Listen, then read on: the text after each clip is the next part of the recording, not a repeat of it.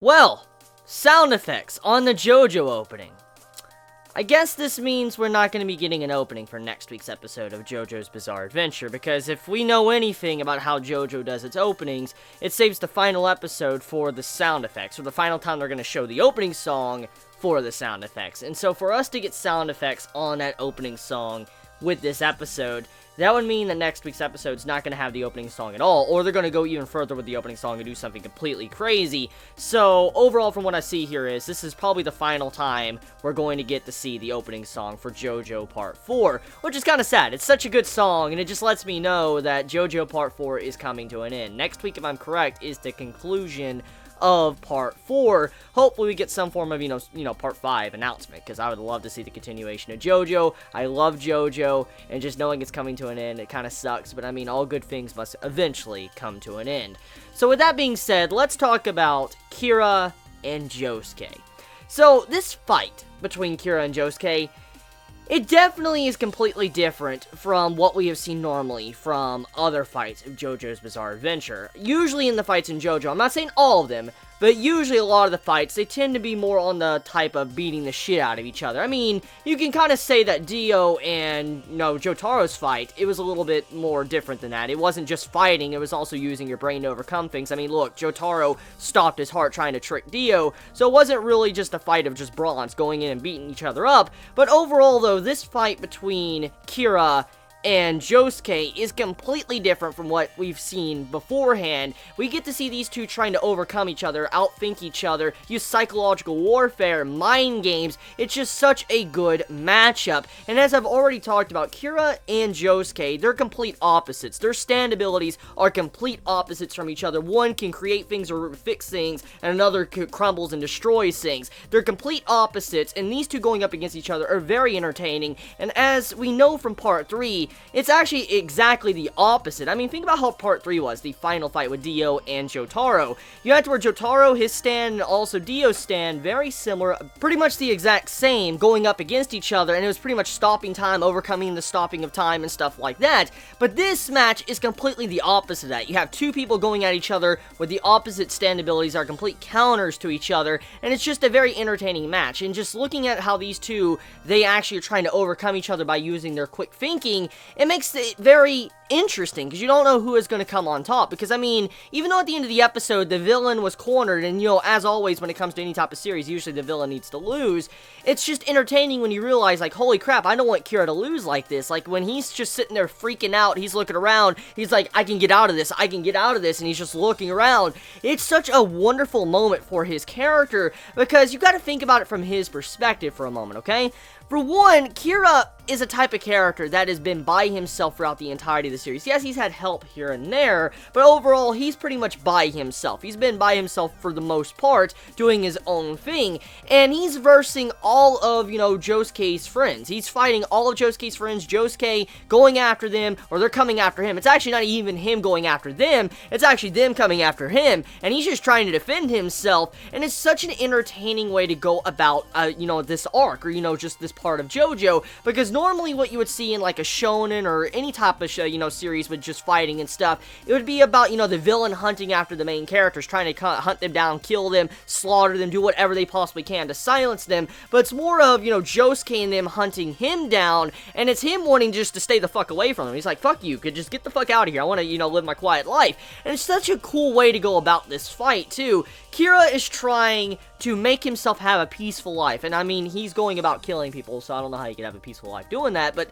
he wants to have a peaceful life, and Josuke's coming in and trying to fuck it up, and you really feel bad for him in a way when you see the end of this episode, how he's freaking out. He's like, I've always managed to figure out a way to get out of these, different type of circumstances. I've always found a way to just, get out of this, and fate's on my side. I constantly am completely fine. That's what he was saying in this episode inside of his mind, and you feel really bad for him because you're like, holy shit, this man is really struggling. He really does not want to lose. He does not want to be defeated or die. He really feels this pressure right now. It's not like a cocky villain. Kira Kira is not that type of villain. I mean, he's shown these traits of being a cocky person, or just too full of himself in some ways because he thinks he's invincible, but he has learned from that, and you clearly see in this episode that he shows that he does not want to lose. He realizes what would happen. If he was to lose, it's over, and he doesn't want that. You see him struggling just as much as you would see a main male character, a main female character of any type of series, struggling for that victory, and that's exactly what you see from Kira. So it's a cool way to look at this fight. I mean, you can see it as this. I mean, Kira is acting completely different from the normal villain you would see. He's someone that is actually really struggling, and he does not want to go down. I mean, normal villains will do everything they can to not die or, be defeated, but Kira's taking another level because he's not physically strong. If he was to go up against everyone, for instance, Jotaro, go up against Josuke, Okuyasu, go up against, Koichi, he couldn't do nothing. He could not fight that. I mean, he has bombs, he has indestructible capabilities, but he cannot go up against all those stand abilities. He is not someone that is that strong. Dio, on the other hand, he is someone that possibly could do that. Besides, Jotaro, stopping time, Dio could wipe out multiple people at once because of just how powerful he was, but also his stand ability. With Kira, he can't do that. He doesn't have physical strength to go after people. He has to use his mind to be able to help with his stand. And when you see all this going down, it really sets the, standard for what we should probably expect maybe from villains of JoJo's Bizarre Adventure. Because, I mean, Kira right now, he's not acting like a traditional villain. He's not that OP super villain that, can easily just crush everyone with a fucking flick. He's not like that. He's someone that has to think. He struggles as well, because we see it clearly in this episode, trying to overcome his problems, and he's also someone that realizes when he's completely, outnumbered and he can't win, and he's trying to figure out a way out of his certain predicament in this episode. So, yeah, Part 4 JoJo, with this fight alone, I am really respecting JoJo's Bizarre Adventure. I mean, I've already loved the series, but this fight has really changed my love and enjoyment for the series. It's grown so much more. I mean, I love JoJo, but for this alone, just this fight alone, just to see how these characters are being displayed, and how Kira is someone that has fate on his side, and you have Josuke, he's someone that he's overcoming fate, he's someone that has his own friends and everybody constantly overcoming fate. It's kind of what you would see from a traditional shonen series. I mean, think about this, okay? Usually in a shonen series, you'll have it to where like a villain or something will say, it's fate you'll lose, it's fate you're gonna get your ass beat. That's usually what you would see in a shonen, someone saying that to the main character, and the main character, they might say something like this, like, fuck fate, I'll overcome fate, fate doesn't control me. That's something like some would say. That's what some would, naturally say, like main characters of any type of shonen. And in a way, this is very similar to that, but it's presented completely different. You have it to where Kira, he has fate on his side. He's like, I got this. Fate is always helping me out. And in Josuke, he's like, I am going to overcome that fate. You're by yourself, Kira. You're going to get fucked up. We will overcome fate together. And it's a cool way to look at this type of thing you would see in shonen, and the way it's done, it's beautifully executed, and I really, really, really am just surprised with how good it's done.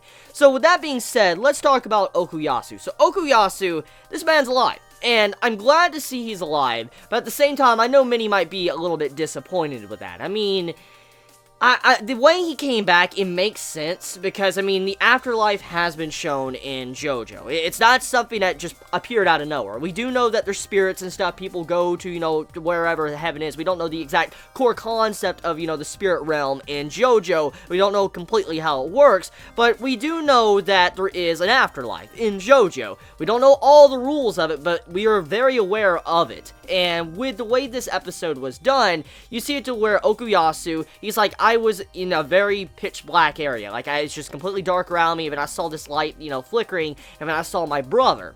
I was talking to my brother, and I was saying, like, I want to follow you, and my brother was like, hey, no, you shouldn't. Where do you want to go? And then you had to where Okuyasu's like, I want to go back. I want to go back to my hometown. And then he came back to life. It was kind of like an out-of-body experience. That's exactly what happened to Okuyasu. He was kind of out-of-body experience. He was about to pass on, but he came right back. It's something that people have talked about, even in real life, out-of-body experiences. I mean, it's something. You can look it up and stuff. People talk about all the time. You could take your, thoughts and theories on that as well. But, I mean, overall, though, Okuyasu coming back to life, it's not something that came out of nowhere. We know about the afterlife because it's been presented in this part quite a bit. And on top of that, though, we have to remember that Josuke, he healed Okuyasu's body. So his body wasn't in any critical danger. We have to remember that his brain, anything that would have been damaged, was completely fixed. The only thing that was missing was his soul that left his body. And his soul managed to find its way back into his body, and that's how he came back to life. So overall, it wasn't something that appeared out of nowhere. So I don't really have a problem with Okuyasu being alive,